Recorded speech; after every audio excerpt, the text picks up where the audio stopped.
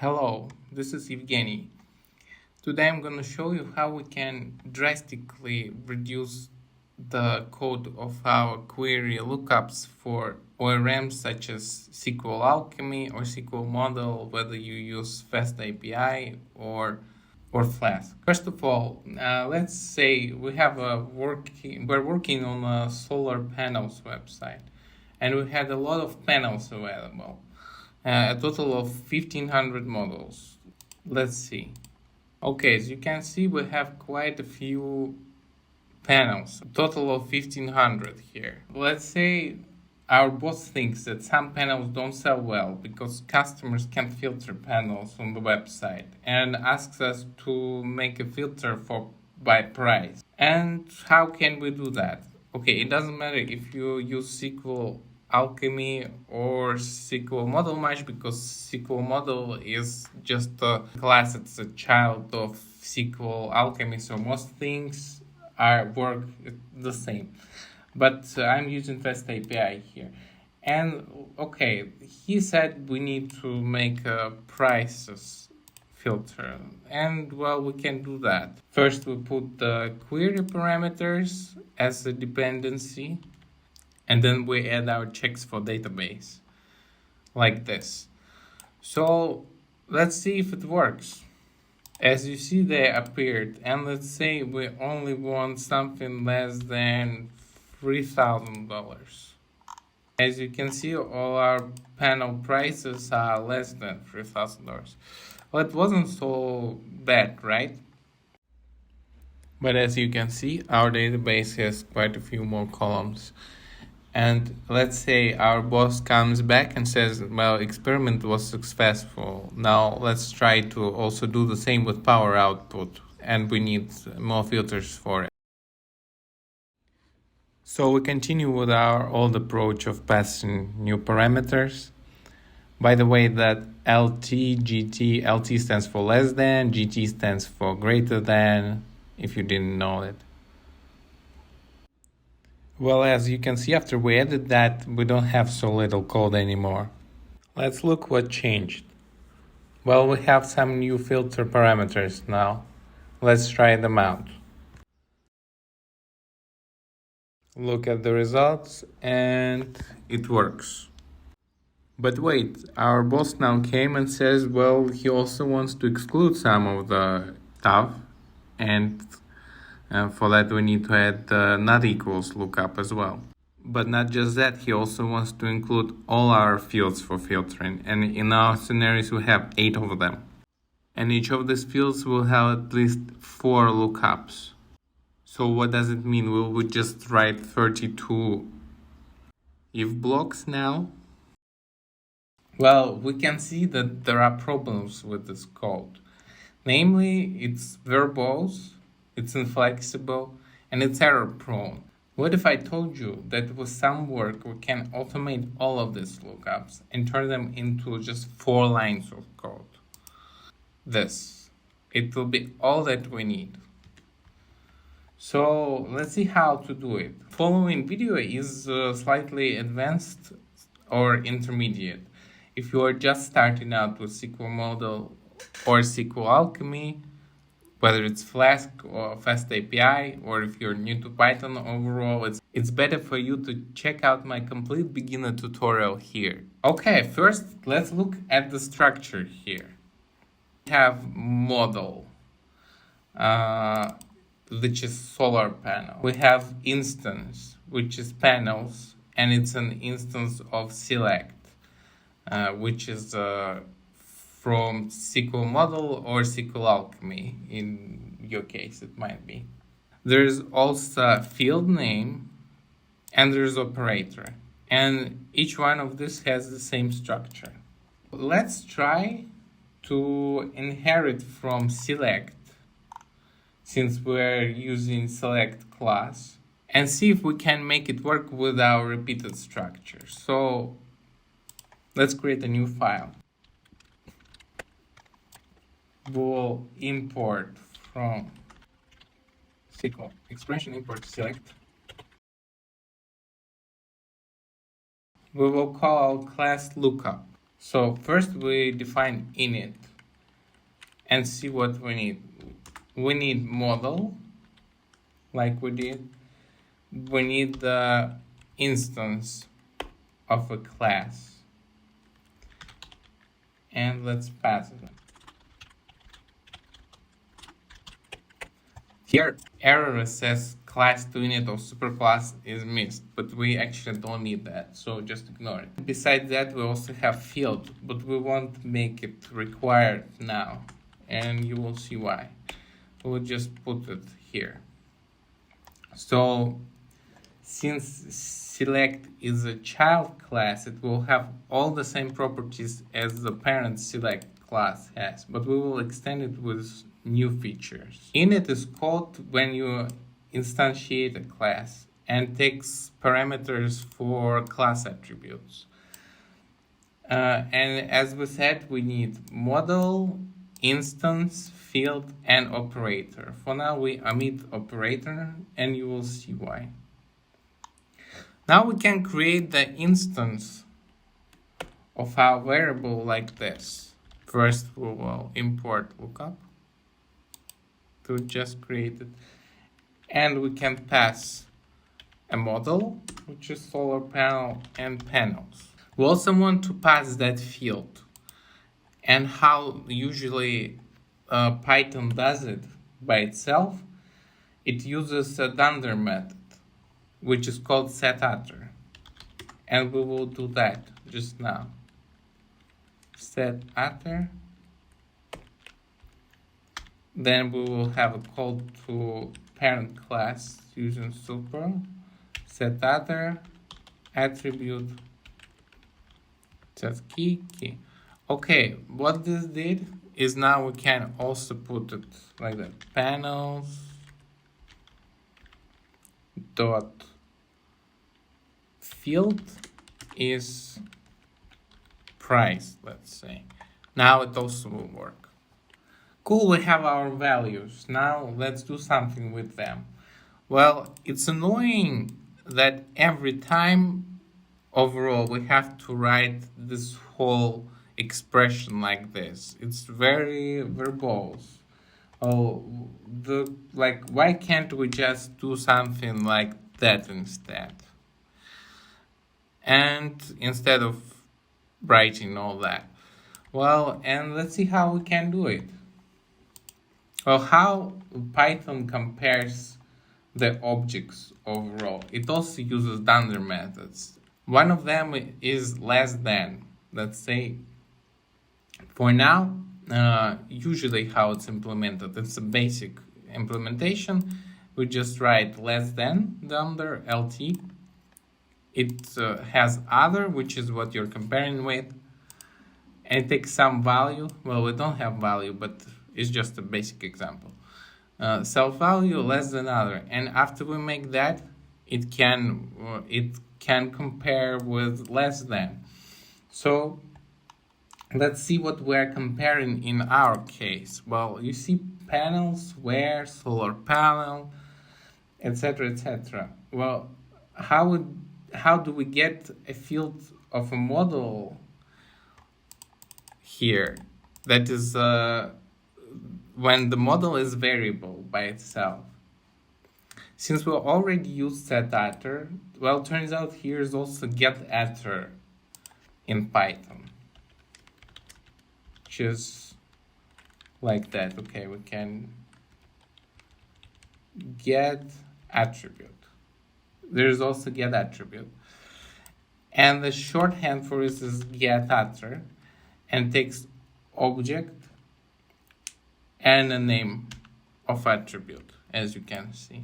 And we can use it to extract something. Now let's try to make a comparison that we need in our case. So panels here is an instance, and we passed an instance. So we compare self instance, also write where.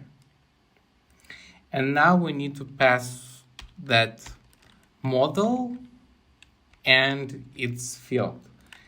And as I said, we will use getAttr for that. Use getAttribute. Now we pass model. And now we pass the field that we need. and less than other. And that's really all we need here. So again, what happens? We take instance,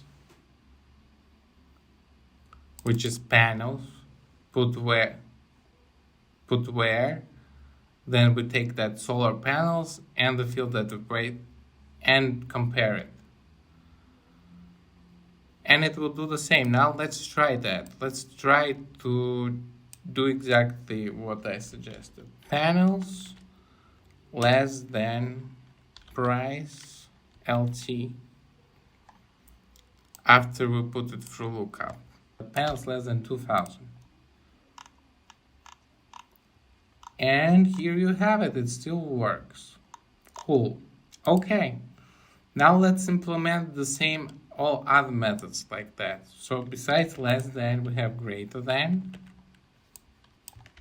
Or we also have greater or equals, less or equals, equals, not equals. Those are the main. And it does all the same thing, only operator is different here.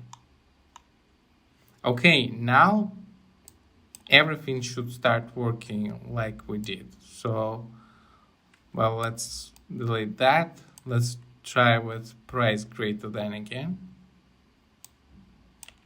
Don't need that anymore. Only greater than 10,000. It worked. Okay, now let's do something with all the query parameters here, since it's quite a lot here. We can just get rid of all that. If we pass many query params and we don't know how many we'll have or which ones will be passed for sure, then we can access query parameters directly through request. In Fast API, it will be this way. Request. And let's just name it R. In Flask, it will be something similar. Okay, and how do we access that query params now? It's as simple as R query params. And as you can see, it has many methods. But what we will need here is multi-items, since we might have many parameters. And multi-items returns a list of tuples of key and value. And let's just see what it shows.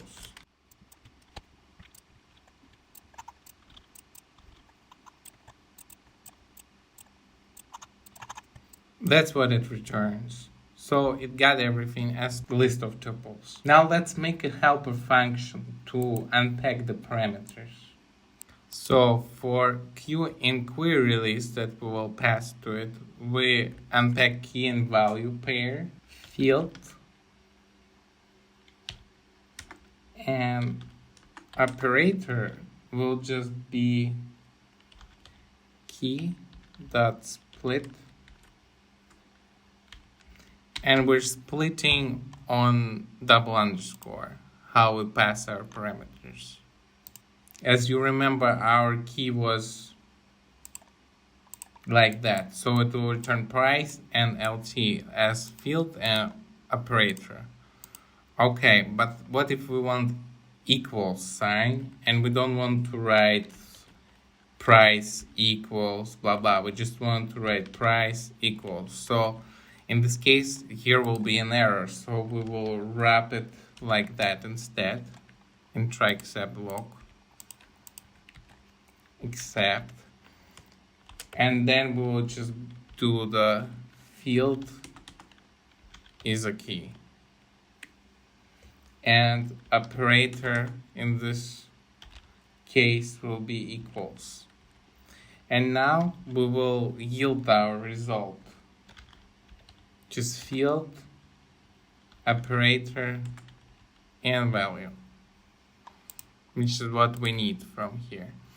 We're yielding the result to return iterable, so it doesn't lock itself out after the first time we use it, so we can iterate over it. Okay, now let's try to use our helper function and see what it does. We will just do helper function, pass our parameters to there, name it params.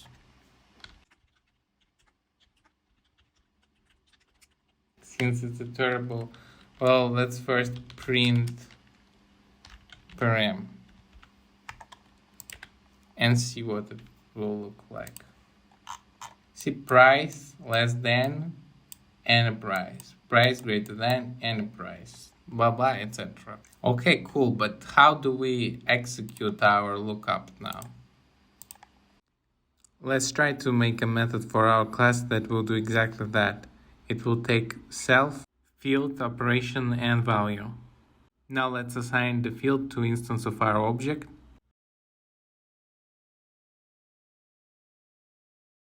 So now, how can we programmatically call the less, more, and other operators in Python? Well, we can do that using Python standard library operator model. And how it works is very simple.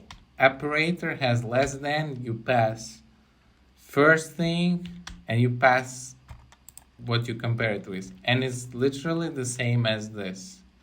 So we can use that. So we can call that less than or whatever we need when we need. And we already learned how to do that with our get attribute. So let's try to call it once again. It will be something like that. We're passing operation, which will be less than, as we saw, or equals or whatever.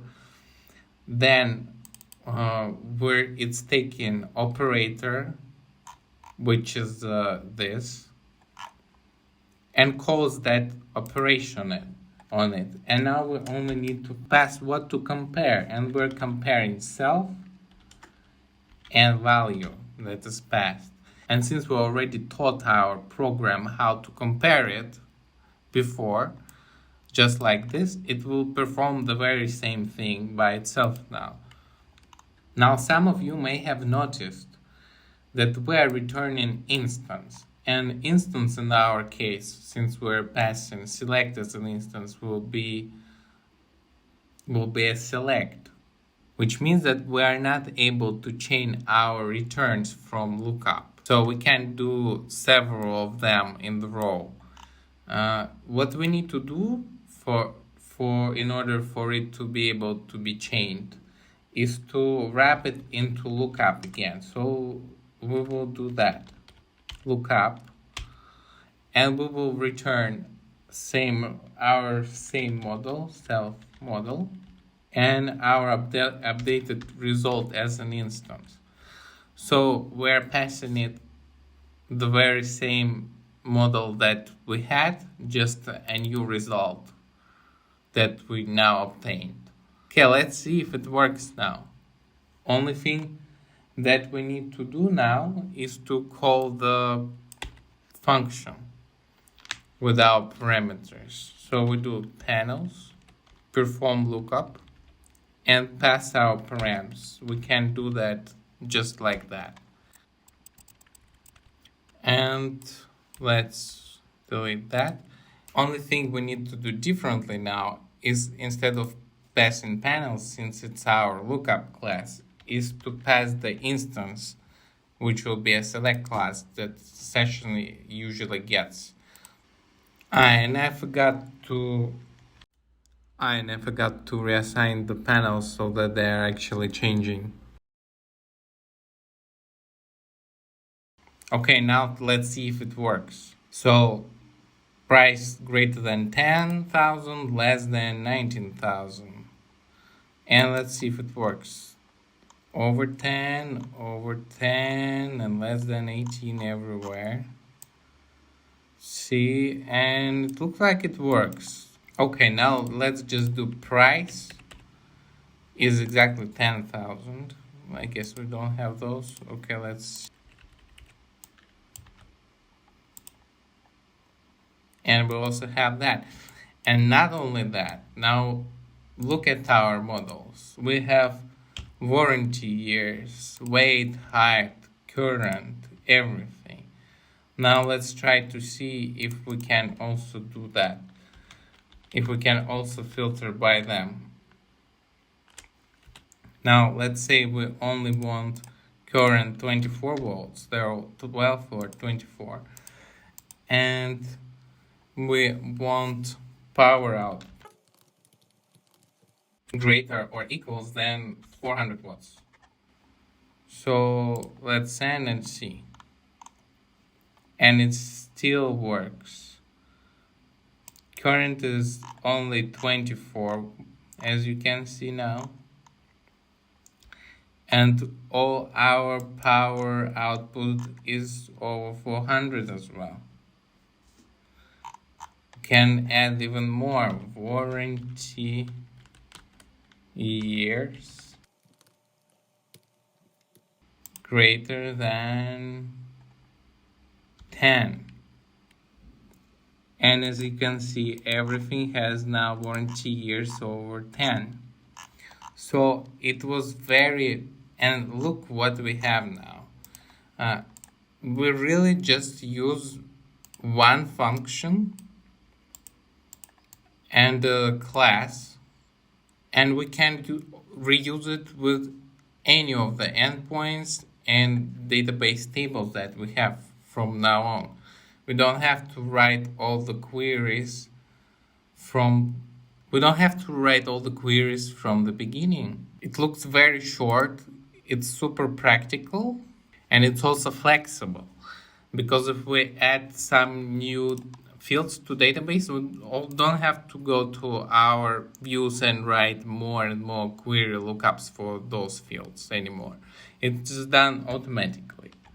Imagine your boss forgot to tell you they also have batteries, engines, wires, and other materials database tables for which you also need to do lookups. Now it doesn't matter anymore. It's now just this 4 lines of code for you.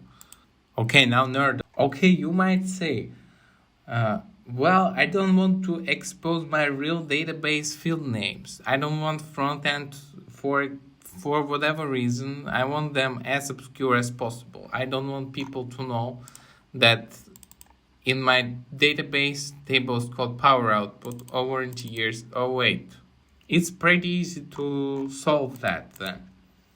What we can do is to simply pass a dictionary to transcribe something. Let's say instead of price, you're sending query parameter that is called nerd stuff. Well, usually you would set that. You won't pass it in the class, sure, but I'm just doing that for demonstration purposes. And then here, instead of self field, we will do that, self transcribe field, and it will take the real name from here and put it in here. Okay, you want for your code to detect if the query parameter that you pass is really in the table that you are passing it to. It's pretty easy to do that as well. How you do that is you look if field that you're passing is not in self model, which is this model fields, which will return a list, and we pass it to a list, and it will be a list that contains all this stuff. And then if it doesn't, we can just return the initial query and say, well, something went wrong, or whatever you want to do. You can do it here. Now, if we pass something that is not in there, okay, well, that is definitely not in there. And it says something went wrong, and it won't use that. It will just skip that part now, because we're just returning what we sent from the beginning. So yeah, it can just be done that way as well. And okay, one more thing, some might say, well, I don't want every field to be accessible from front end. I don't want every field to be able to look up for some security reasons or for something else. Well, it's also the same way as we did with transcribe and all others. We can do self restricted, and take restricted fields here, and then add one more lookup here. If field not in self restricted, and when we do that, or if field in self restricted, and now let's say the field will be in the restricted, and it will say we don't do that here, and we'll just return the previous one. And how we can pass it now is when we instantiate, we'll do panels restricted and the name of a field that we want to restrict. For example, we won't let them query by warranty years for whatever reason.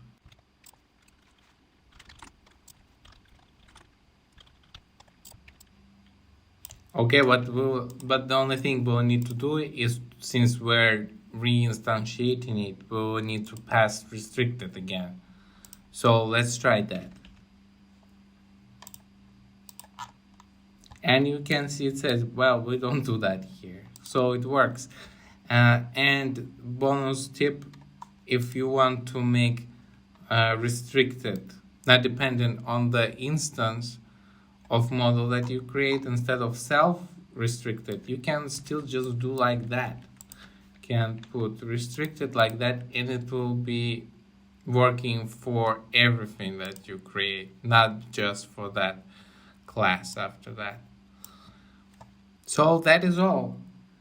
Now leave a comment if this video was helpful, and if you want me to cover some more stuff, please like the video if you're still here watching.